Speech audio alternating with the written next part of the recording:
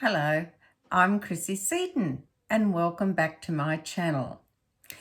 This video today is continuing on the series of the Patriarchs, and this is video number 3, and we continue with the story of Abraham. Now, Abraham and Sarah, in this video, we're going to be speaking about them while they're in Egypt due to the famine that was in the Holy Land. So, poor Abraham is placed with another test of his faith. He's no sooner settled, travelled south, as it says, and settled in the Holy Land, and then this famine descends. So then God commands him to pack up everything and head for Egypt, which was not undergoing a famine. In fact, it was experiencing plentiful food, etc. So what we're going to do now is the same as we did in our previous one. We're going to actually read the verses of the Torah, and they will be in Genesis chapter 12, verses 9 to 20. And then we'll proceed to look at the Torah commentary in relation to those verses I've read.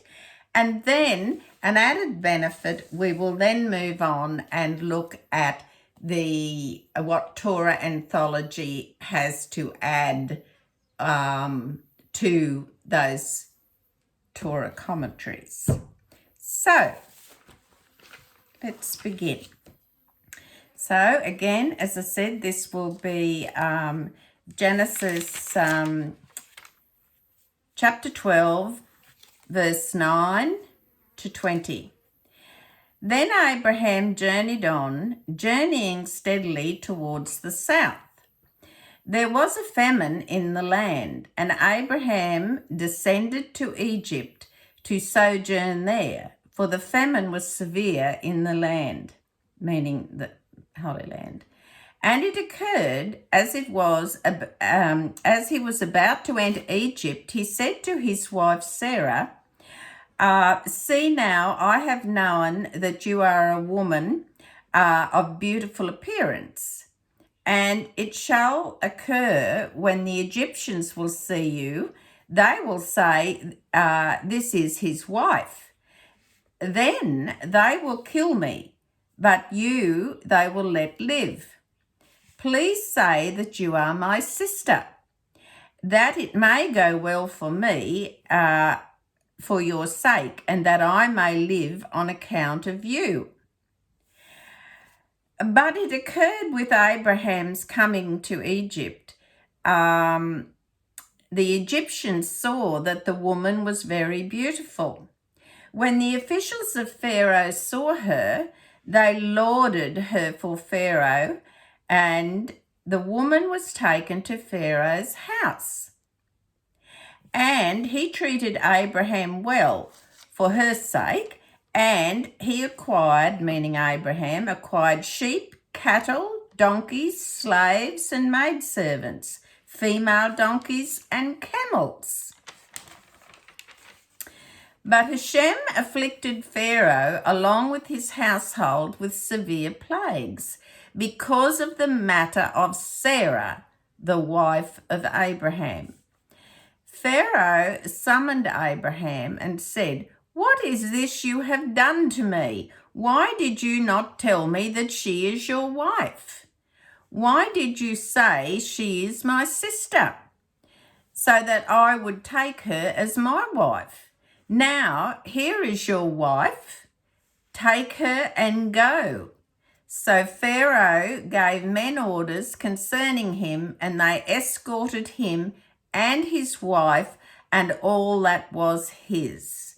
So that brings to a close verse 20, the last verse of chapter 12. So let's go back now and take a look at what the commentary is in the Art Scroll edition of my Torah. I've previously showed you that. So here we are. Now, The commentary begins here on actually verse 10 and goes through to 20.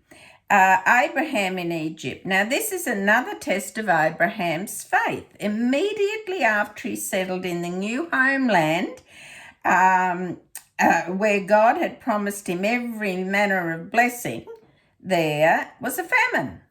Whereupon God commanded him to leave the land and move to Egypt. Though this seemed to be a direct contradiction of God's glowing promises, Abraham's faith did not waver. This event foreshadowed Jacob's descent to Egypt because of a famine. So, repeat, gives you some forward information there. And so this goes on now. In view of Sarah's great beauty, this test was especially difficult because the Egyptians were notorious for their immorality. Now, Abraham and Sarah would be at the mercy of the Egyptians, who might lust after her and kill him, meaning Abraham. Knowing that he and Sarah would be in grave danger in Egypt if they came as man and wife, Abraham concocted the claim that she was his sister. The honesty of the patriarchs makes it impossible to believe that Abraham would have told an outright lie, which is why the sages wonder, was she then his sister? Well, I'll just pause there for a minute. The truth is she was actually the daughter of Abraham's brother. So Sarah was actually his niece. I just thought I'd mention that to clear that confusion up. And it goes on and says she was really his niece.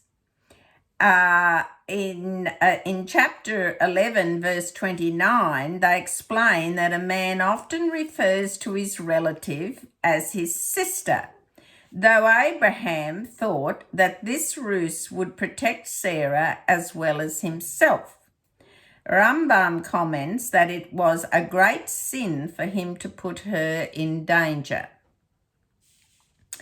Now, the commentary on verse 13 proceeds, that it may go well with me for your sake.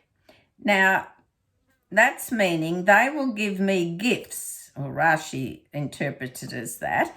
The sense of Abraham's statement was that if the nobles of Egypt were to shower him with gifts to win his sister's hand, the masses would be afraid to harm him, and Sarah's safety would be assured.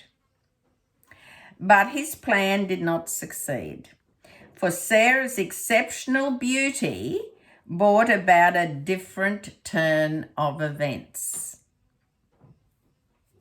We move to the commentary now on verse 16.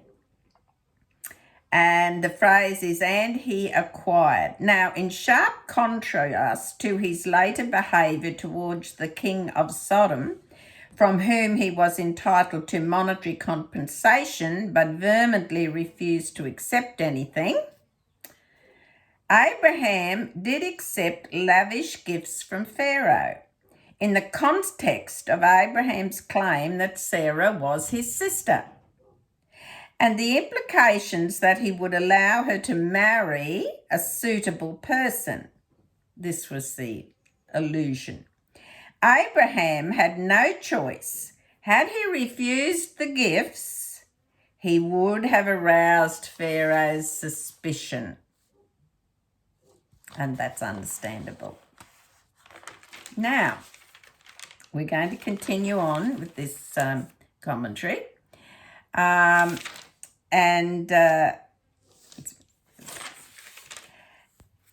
But it says now, verse 17, but Hashem afflicted. Now, God smote Pharaoh and his household with a debilitating skin disease that made cohabitation impossible, thus assuring that Sarah's chastity would be safeguarded.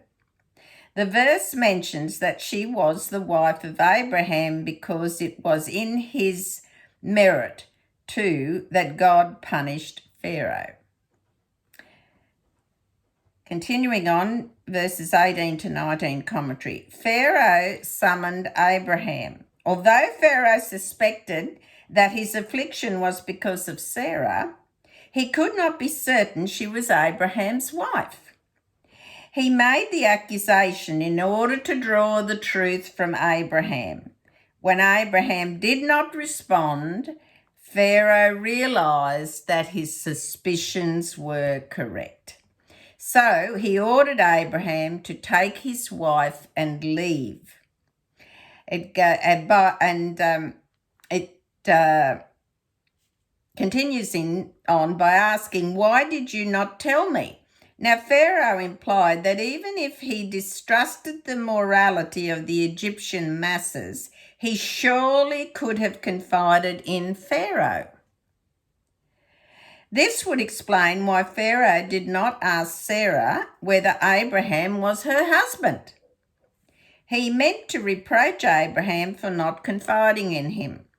It may also be that Pharaoh was too proud to ask a mere woman if she was the cause of his suffering, the plague, the infection.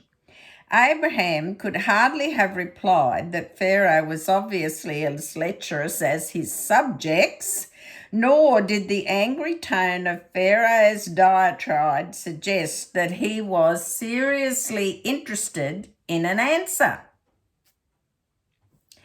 Rashi notes that unlike Abimelech, which we'll read more about in chapter 20, who invited Abraham to settle in his country after a similar abduction of Sarah, Pharaoh told Abraham to leave Egypt because he knew that Abraham and Sarah could not be safe anywhere in his immoral country. Verse 20 explanation, and they escorted. Now, Pharaoh hastened to rid himself of the cause of his divine affliction. We're going to look more into that soon. But not wishing to incur God's further wrath by mistreating Abraham and Sarah, he sent them away in honor, guaranteeing that no evil would befall them. So this is the end of the actual Torah commentary on verses 9 up to 20 of chapter 12. So I'm going to lay that aside now. And now I will continue on with the Torah anthology just to add a little bit more insight and understanding on a few things that are certainly pertinent to what we've read. So Abraham, so I'm reading, this begins on page 24, and some of the commentary continues on to page 35 of the Torah anthology. So it says, Abraham then travelled, constantly moving southward. Now, some explanation. Abraham then began to migrate towards the south of the Holy Land, heading in the direction of Jerusalem and Mount Moriah, destined to be his inheritance. Wherever he went, he remained for about a month and then went to another city. He continued until he came to Jerusalem. Although Abraham was a prophet, he did not experience God or see a vision of him until he came to the Holy Land. When God spoke to him, it was nothing more than a kind of divine inspiration. You know, sometimes when we think God's telling me something, you just get this, you know, you can't put it in words, but I don't know as we'd say it's divine inspiration, but it's that feeling, you know, I've got a feeling something's telling me blah, blah, blah. Pay attention to it. Abraham derived much inner security from this. Beg your pardon, I've missed my place. But when Abraham entered the Holy Land and built an altar, God appeared to him, and he was able to see in a clear vision of the divine. It is therefore written, there he built an altar to God who had appeared to him. And that was previously in chapter 12, verse 7. Now, Abraham derived a much inner security from this experience. He then loudly proclaimed the existence of God so that all would hear. The Torah thus concludes, he called in God's name, and that is quoted in verse 8 of chapter 12, Genesis. Now, we'll move on. At that time, Egypt had a new king known as the Pharaoh. Now, this explanation I'm giving you is in relation to verse 10 of chapter 12. There was a famine in the land. Abraham went down to Egypt to live there temporarily, for the famine was severe in the land. So here we go. While Abraham was in the land of Canaan, there was a very severe famine in this area. So Abraham was forced to leave the Holy Land and move to Egypt. The rest of the world enjoyed plentiful harvests. It was only in Canaan was there a famine.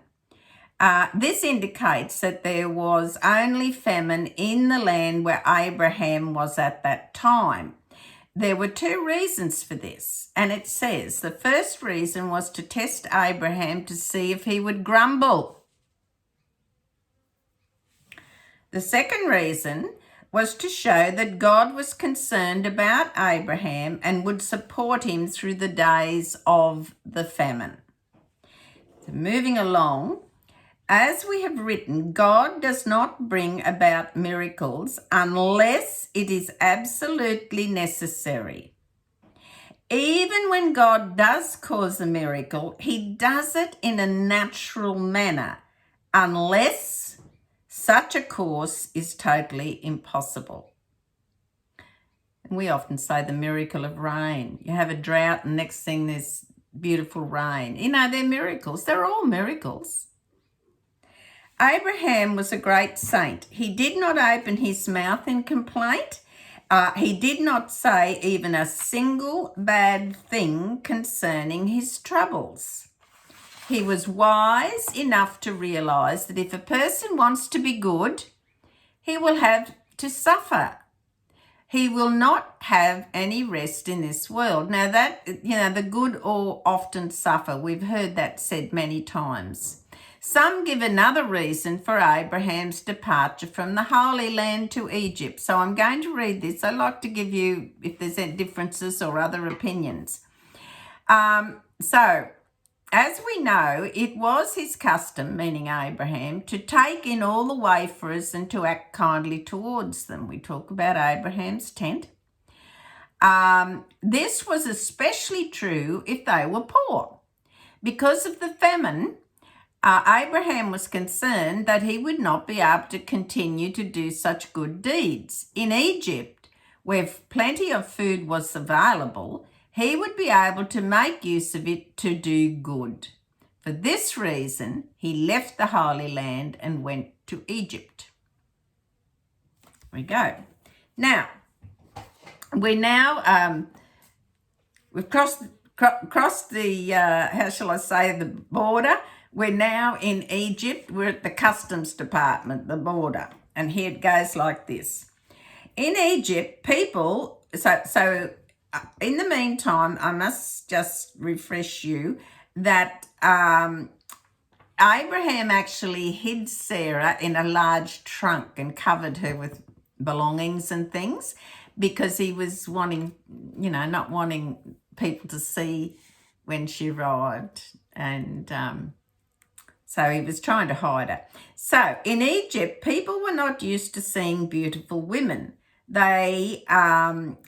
Abraham was therefore afraid that they would kill him in order to take his wife. He knew that they were not God-fearing and would not hesitate to commit such an atrocity. He resorted to a double plan of action. First, he hid Sarah in a chest and covered her with belongings. It would be impossible to keep her hidden all the time. Against this possibility, he warned her to declare that she was his sister. Abraham issued similar orders to his nephew Lot. Don't forget Lot was with him, accompanied him, and the other men who accompanied him in Egypt. If the Egyptians ever asked about Sarah, they were to say that she was Abraham's sister. Now, moving along, we're coming down now. When they came to Egypt and had to pass through customs, it says that, the agents asked about the contents of the chest. Customs hasn't changed much, has it? And of course, there was some dialogue that took place, which I'll skip over. They then forced, and of course Abraham was prepared to pay quite a large customs fee if they didn't make him open the chest. But these customs officials weren't going to be so easily fooled. So what happened? They forcibly opened the chest and discovered an extraordinarily beautiful woman inside.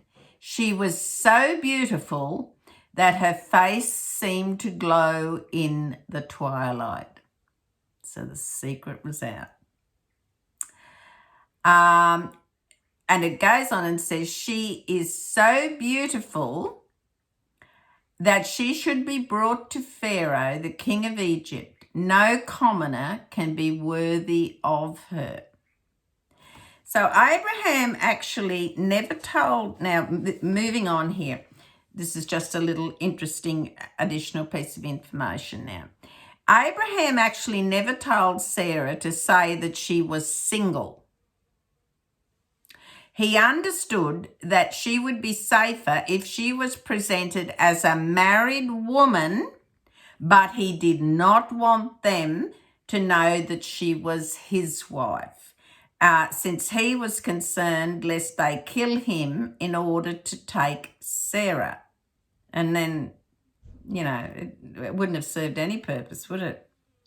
He advised her to say that she was a married woman, but that her husband was elsewhere and had not been able to she had not been able to accompany him on that journey. Rather than remain alone, she was traveling with her brother Abraham. If she remained alone, meaning didn't accompany her brother Abraham, if she remained alone, men might think that she was single and unprotected and would be tempted to sin with her. Oh, what a tangled web we weave. Sarah was brought to Pharaoh's palace. Now, we'll move in now to commentary now about verse 16. Pharaoh was good to Abraham because of her, meaning Sarah. So he's under the illusion she is Abraham's sister. He came to own sheep, cattle, donkeys, male and female slaves, female donkeys and camels. One may question why the Torah tells us that Pharaoh was good to Abraham because of Sarah. That Abraham received many gifts. Abraham was the beloved of God. He could have received this and more in an honourable fashion, not as a result of such a shameful experience. God had actually arranged this. What happened to the patriarchs is an allusion to what will happen to their descendants. Abraham came to Egypt and suffered there very much. But in the end, he went out with great wealth. The same thing happened to his children. They also went to Egypt and suffered very much because they were enslaved. But in the end, they also left with great wealth. True. This also teaches us that a man should always strive to honour his wife, since blessings come to a home only because of the woman of the house.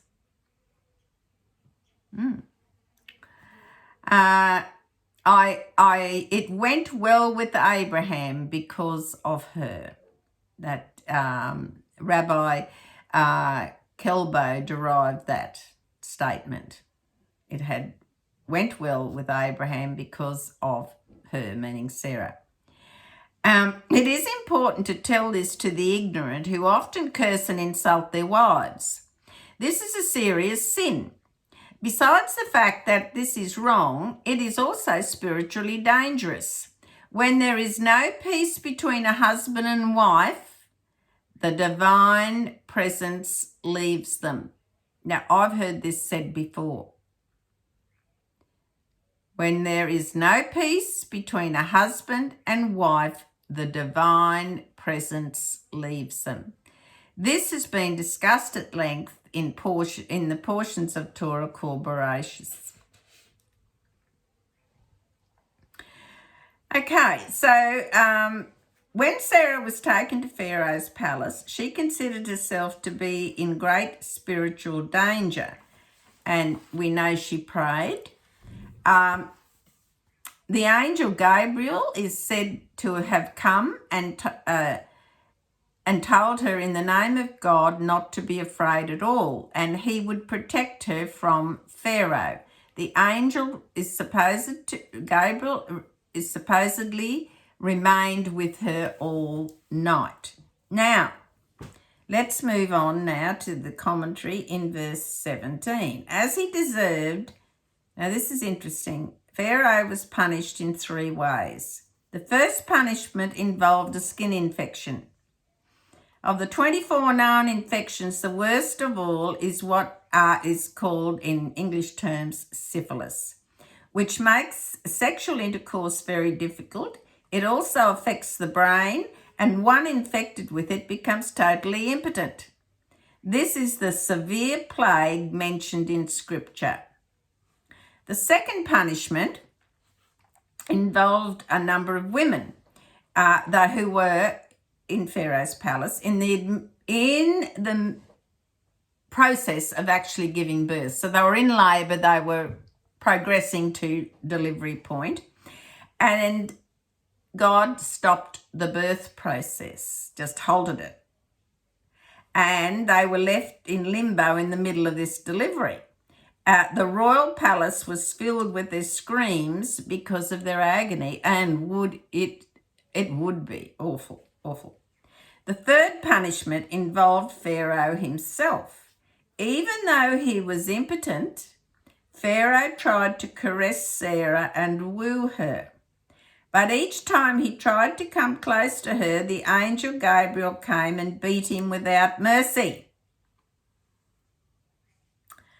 But he possibly wouldn't have even seen it, whether he saw the angel Gabriel there or not. You think if he had seen the angel, he would have known he was in big trouble.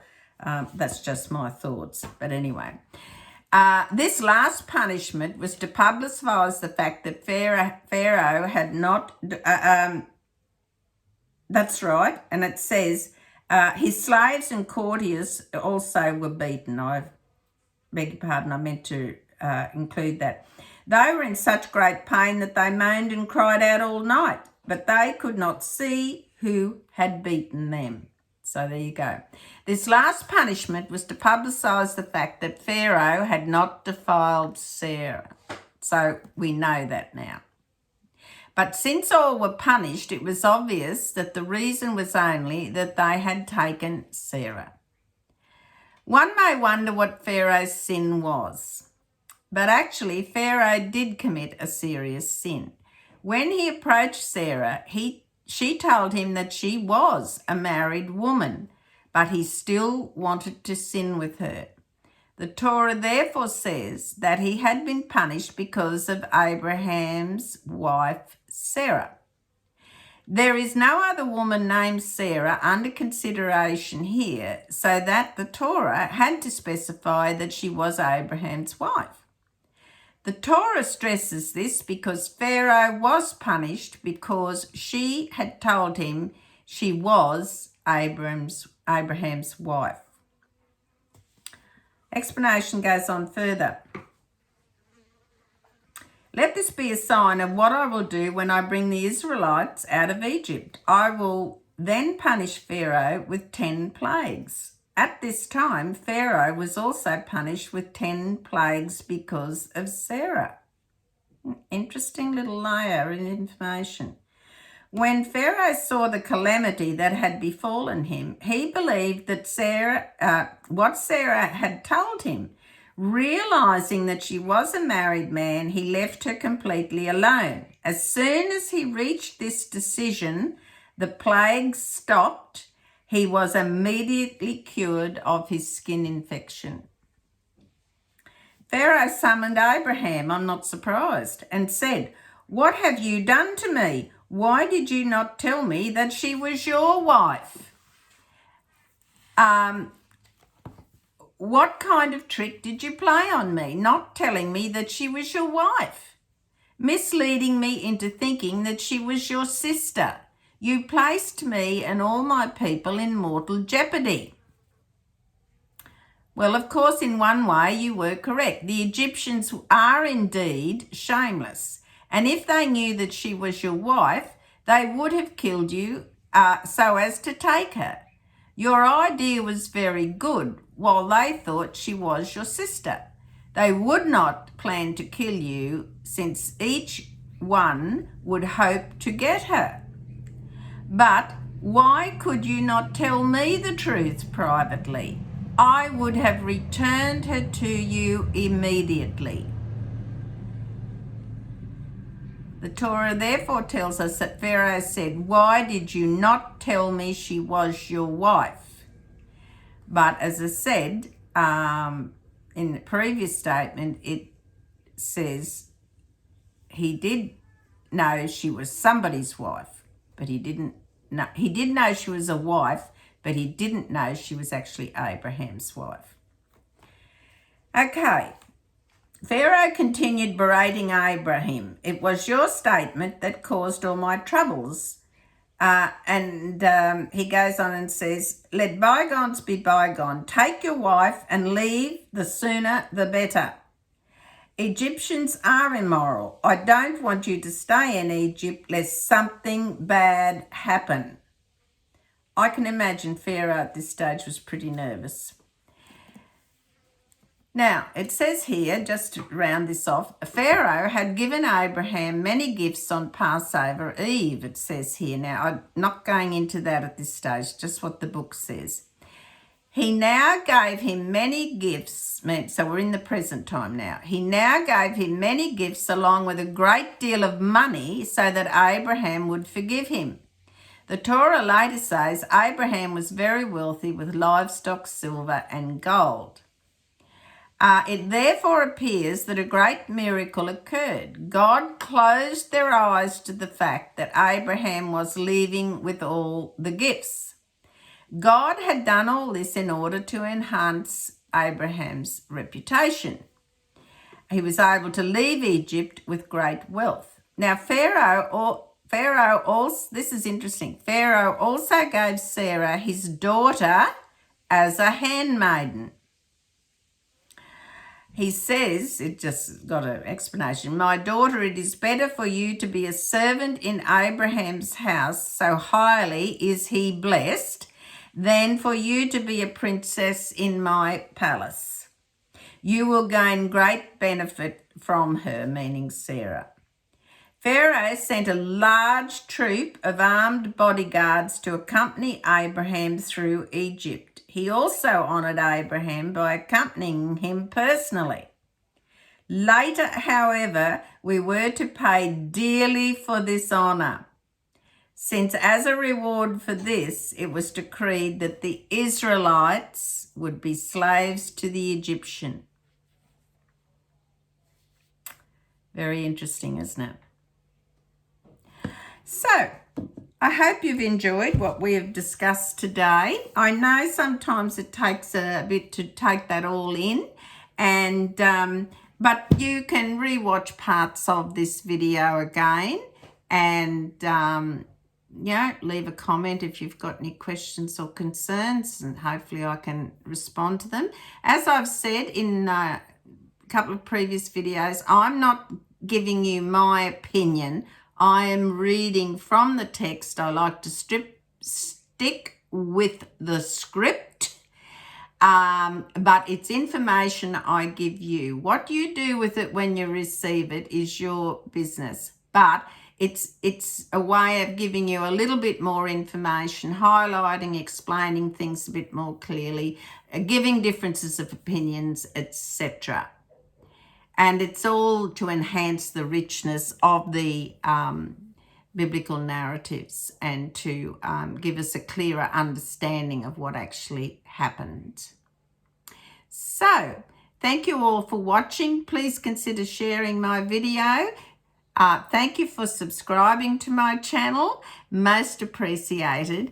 And what I want you to do in the meantime, until the next video, is please take care and God bless you.